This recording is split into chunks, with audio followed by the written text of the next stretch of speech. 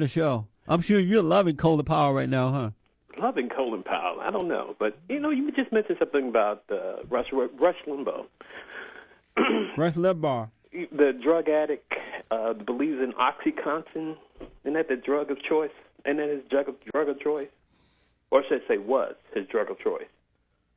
So I guess you agree with Colin Powell that we should abandon the principles of the Republican Party to appease blacks and Hispanics. I don't know. Wasn't it under the Nixon administration that affirmative action was put into force? And it was a mistake because it was based on color. But at that time... Wasn't it also during the... And you make a very interesting point, so the audience would know. Yes, it was under Nixon. Nixon was a Republican, and he cared about black folks, so he was trying to help them. And you don't think unfortunately... And you don't think... Unfortunately, hold on. Unfortunately, the affirmative action program was taken over, hijacked by the lesbians, white female women, and blacks didn't really get what they needed from it for a certain period of time. Well, yeah. But I just want to remind the black voters out there, it was the Republican Party, not the Democrats, who ushered in affirmative action. It was the Republicans that ushered in affirmative action. Right. This is true, and that's the point I was just making. When it comes to Colin Powell, a man who served this country, a man who, unlike Rush Limbaugh, did go to war, a man who did. But don't you think this guy is such a coward? No, I don't. He built his career on the Republican Party, and now he's going to abandon it to go and vote for a liberal, far-left socialist like Barack Obama. I think that... Isn't that shouldn't he hang his head in shame? No. I think the people like Dick Cheney who got over 5... No, answer me about... You never answer my question. You always... Let me ask you this. Question. You said that... Let me ask a question. Hold on. Okay, brother. Why is it that every time I ask you a question, you don't deal with the question? You go and find another wrongdoing to justify wrongdoing. Answer that question. Why do you do that? Well, I'm just giving you a taste. No, why do you do that? Well, I'm trying to explain. I'm just trying to give you a taste of your own medicine. You want to paint a scenario that Colin Powell is a coward. He is. When I do the exact same thing of somebody that you like, you don't answer that question. Is he a coward or not? No, I don't think so. Do you think that he did the right thing?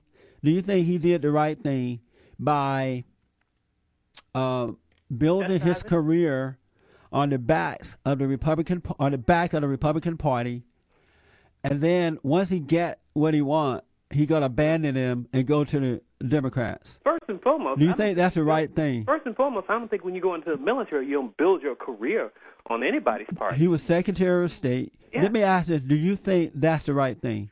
What?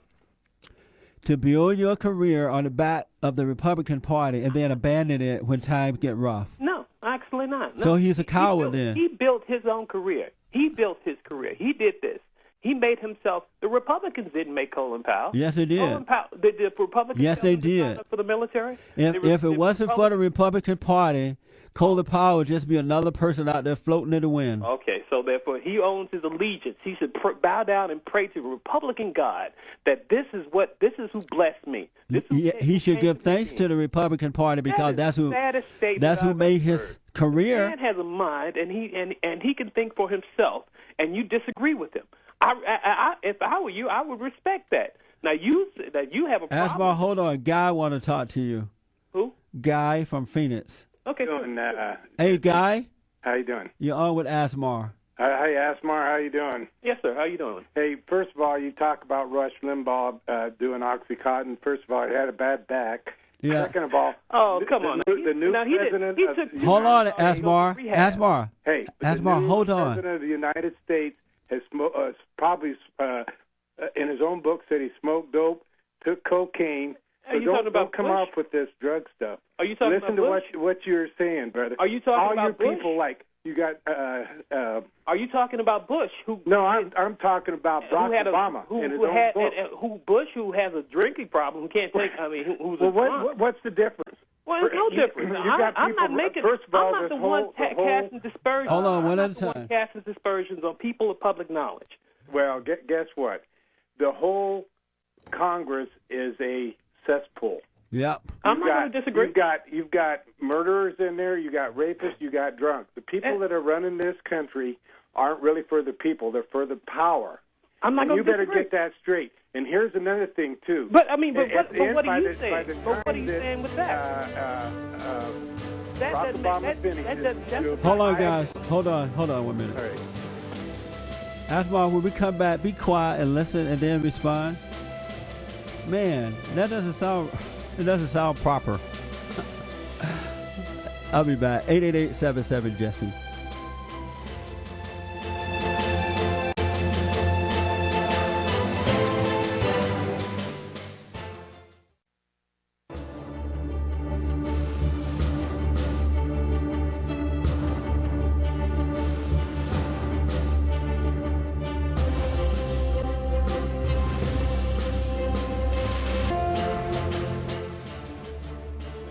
Eight 888-775-3773.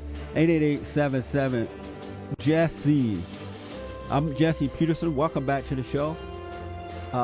Radio at bondinfo.org. It's an email if you want to email us. Radio at bondinfo.org. Put your name in town. We're going to take calls. I wanted to get to this survey about black men. Can we kill the music or something? Shoot the music? Drown it? I want to talk to you about the survey of black men challenges. It's very interesting, but I may not be able to get to it. I'll do it tomorrow. I want to go quickly back to Asmar out of Memphis and Gary out of Phoenix, Arizona, and let them finish up. Asmar, the one thing you need to... Where's Asmar? I'm here. Gary, are you there? Yes. Okay. Asmar, what you need to learn to do is to listen and then respond. You don't allow the person to finish their statement or comment. You jump in and you don't hear what is being said, and that's why you're not learning anything. All right, brother, go ahead.